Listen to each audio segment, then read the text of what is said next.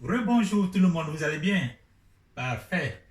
Alors, donc, on continue avec la résolution d'équations de premier degré. Et cette fois-ci, nous avons une situation d'application où c'est seulement donc des mots là, de façon verbale là. Alors, donc, on lit ça ensemble. Quel est le nombre qui, une fois triplé, donc une fois triplé, et augmenté de 5 est équivalent à son quadruple diminué de 12. Donc voici des noms de... D'abord, avant de commencer, on va souligner des mots-clés. D'abord, il s'agit d'un nombre. Un nombre, bon, donc ça c'est clair. C'est un nombre qui, une fois triplé, donc d'abord, on va tripler ce nombre-là. Et augmenter. Et, donc, il est triplé et augmenté. Augmenté de 5, ok?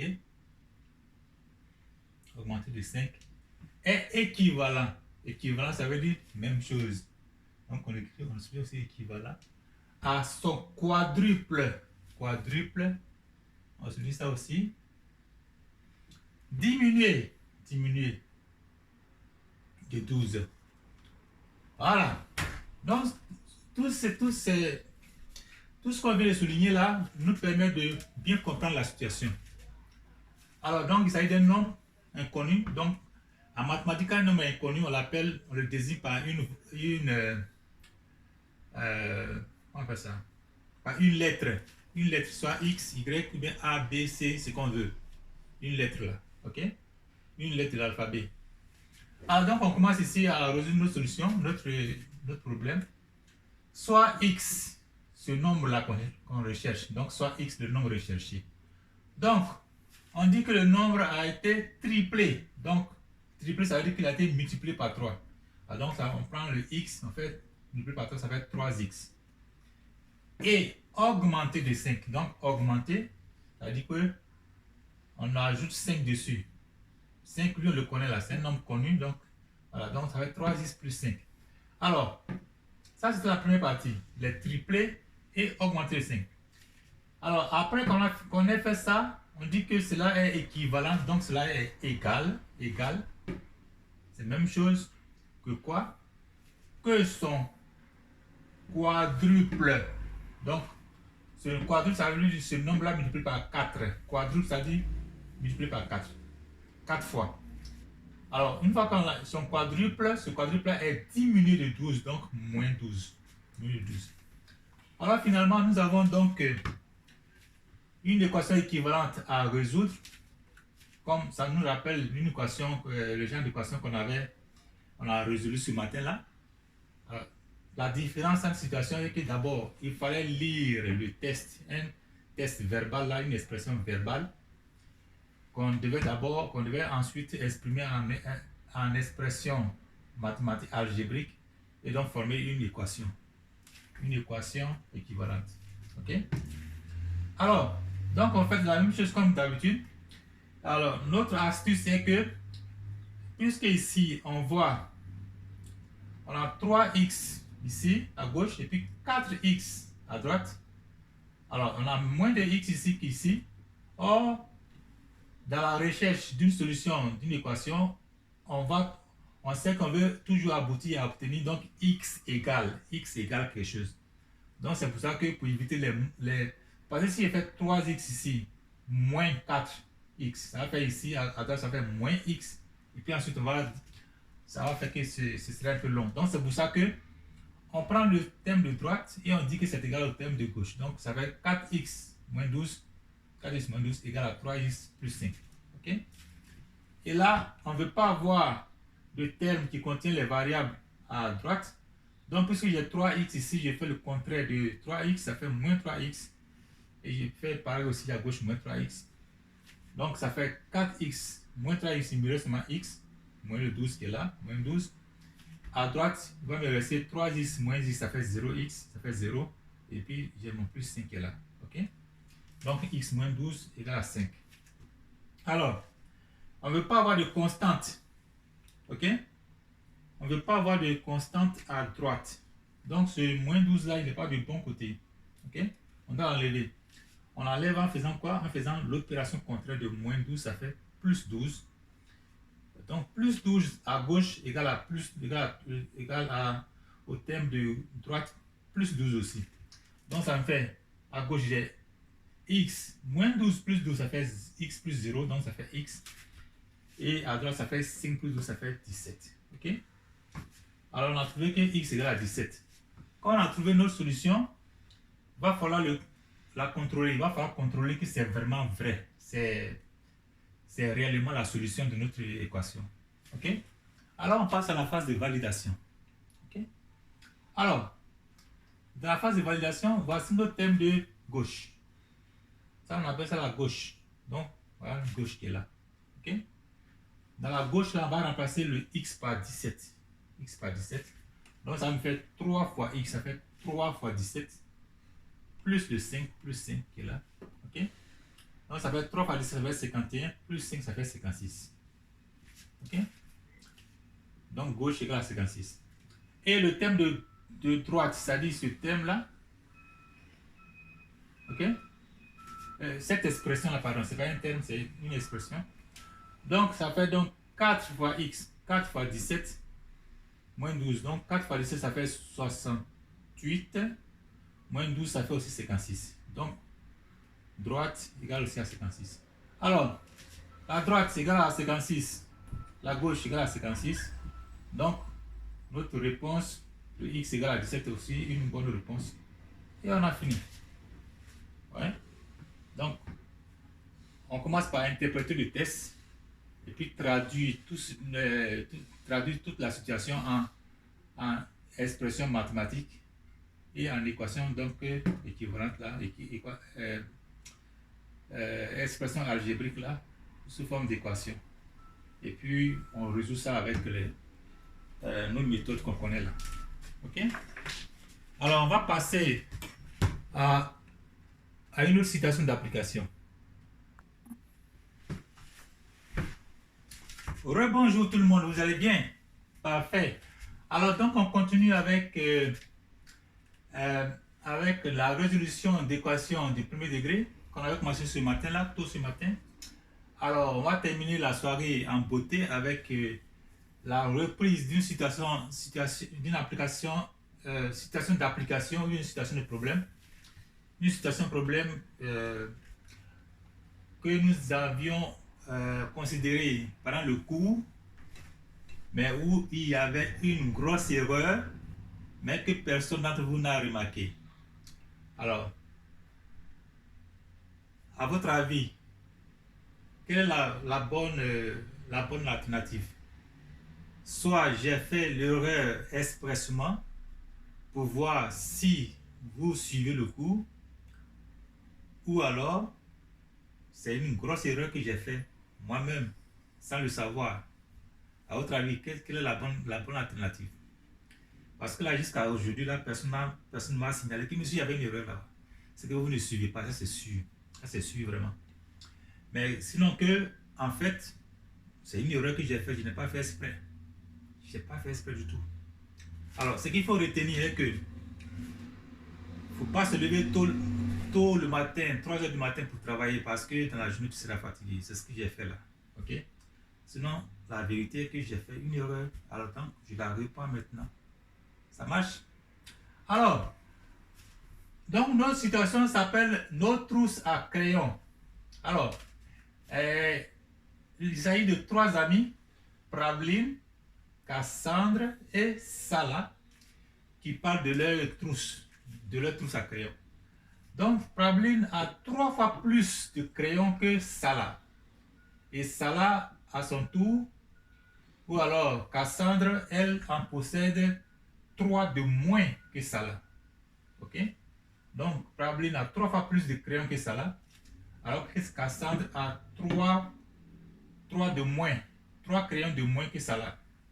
Alors, donc on nous dit, si X représente la quantité de crayons de Salah, alors on donne une expression qui représente donc la quantité de crayons de Pravline et de Cassandre. Ça, c'est la première question. Donc, on va faire comme ça. X égale la quantité de crayons de Salah. Alors, Prablin aura combien? Elle a 3 fois plus. Donc, ça fait 3 fois X. Donc, ça fait 3X. 3X crayons. Alors que Cassandre a 3 de moins que Salah. Donc, elle aura X. Donc, la quantité de Salah, moins 3. OK? Donc, Cassandre a 3. Cassandre a 3 crayons de moins que Salah. Donc, ça fait X crayons de Salah moins 3 qui est donc la quantité de crayons de Cassandre. Alors, donc ça c'est la première question, on a répondu à la première question. Donc, X pour Salah, 3X pour Prablin et X moins 3 pour Cassandre. Alors, on dit ensuite que même si Cassandre et Salah mettent leurs crayons ensemble, il se trouve que Prablin a toujours 9 crayons de plus que les deux ensemble. Alors, je répète, si Cassandre et Salah mettent leurs crayons ensemble, les quantités de crayons ensemble, il se trouve que Prablin a toujours 9 crayons de plus qu'eux. Alors, donc, on va d'abord représenter cette situation. On va d'abord traduire cette situation en expression mathématique, en équation mathématique, et ensuite résoudre cette équation-là pour trouver donc le nombre de crayons X, le nombre X de crayons, la quantité X de crayons de Salah. Ensuite, on va trouver donc, si on a trouvé le X, on pourra trouver donc la quantité de Prablin et celle de Cassandre. Alors, donc on fait comme ça. D'abord, Salah et Cassandre mettent les crayons ensemble. Donc, vous voyez là c'est pour Salah, le X là c'est pour Salah, et X moins 3 c'est pour Cassandre. Donc, on fait X plus X moins 3. Alors, on a X plus X. Les deux là, ça fait 2X. Ensuite, moins 3. Donc, ça fait 2X moins 3. 2X moins 3, ça représente la quantité de crayons, donc la quantité de crayons de Salah et Cassandre ensemble. Maintenant, on dit que malgré ça, Prablin possède encore 9 crayons de plus. Ce qui veut dire que si on veut trouver un nombre égal de crayons de Prablin, la quantité de crayons pour Prablin et de Salah et Cassandre ensemble, c'est-à-dire Salah et Cassandre ensemble, pour trouver donc pour trouver une quantité de crayons égale à celle de Prablin, on doit enlever 9 crayons de la quantité de Prablin pour qu'on trouve une quantité qui est équivalente à la somme des quantités de Salah et de Cassandre. Donc on pose donc 3x moins 9 égale à 2x moins 3. Ok? Le 2x moins 3 c'était pour Salah et Cassandre ensemble. Et 3x moins 9, ça veut dire que donc 3x pour Prablin moins 9 pour qu'on puisse obtenir donc une équivalence entre ce qui reste de ce Prablin. Si on enlève 9 crayons sur le nombre de la quantité de Prablin, ce qui va rester là sera alors égal à la quantité de Cassandre et Salah ensemble. Donc ça devient donc 3x moins 9 égale à 2x moins 3. On a une équation équivalente là, donc on résout comme d'habitude. Alors on ne veut pas avoir de terme contenant la variable ici à gauche, donc on va éliminer le 2x là en faisant le contraire de 2x. Donc ça fait moins 2x à droite égale à moins 2x à droite et moins 2x à gauche. À gauche, il va nous rester 3x moins 2x, ça fait un seul x. Et puis le moins 9, il est toujours là. Égal, donc 2x moins 2x, ça fait 0. Donc il va rester moins 3. Alors, voici notre équation. On a donc obtenu là x moins 9 égale à 3. Alors on ne veut pas avoir de constante à droite, à gauche de l'égalité. Donc on va se débarrasser du moins 9 En faisant quoi? En faisant l'opération contraire de moins 9. N'est-ce pas? Donc, le contraire de moins 9, c'est plus 9. On fait plus 9 à gauche et plus 9 à droite. Alors, à gauche, on va nous rester x. Moins 9 plus 9, ça fait x.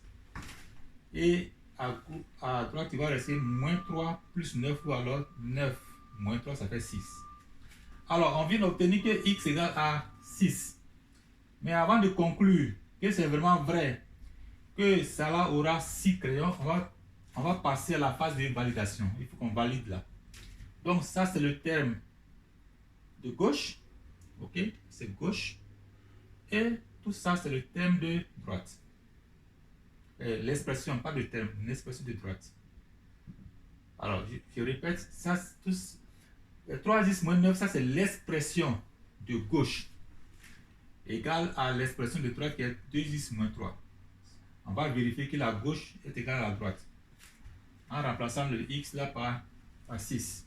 Donc, à gauche, on a donc g gauche égale à 3 fois x, 3 fois 6. Donc, ça fait 3 fois 6 ici. Moins le 9, moins 9. Donc, ça fait 18. Ça, c'est 18. Moins 9, ça fait 9. OK? Donc, ça nous donne 9 ici, à gauche. À droite, on a 2 fois 6. 2 fois x, 2 fois 6, ça fait 2 fois 6, ça fait 12. Moins 3. 12 moins 3, ça fait 9. Donc, on a validé, on a contrôlé que x égale à 6 est vraiment solution de notre situation d'application qu'on a eu ici. OK?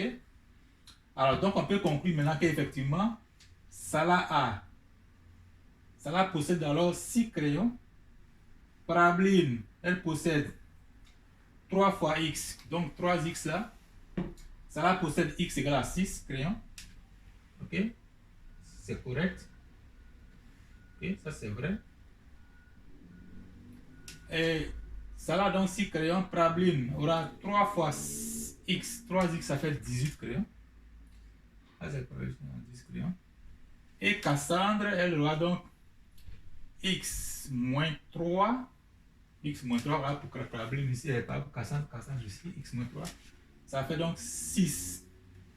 Ça fait 6 moins 3, ça fait 3 crayons. Alors donc Cassandre a 3 crayons. Salah a 6 crayons. Et Paraboline en a 18. OK? Alors donc c'était ça notre situation. Notre dernier problème pour la journée. Pour cette semaine en tout cas. Et puis bon voilà. On est à plus.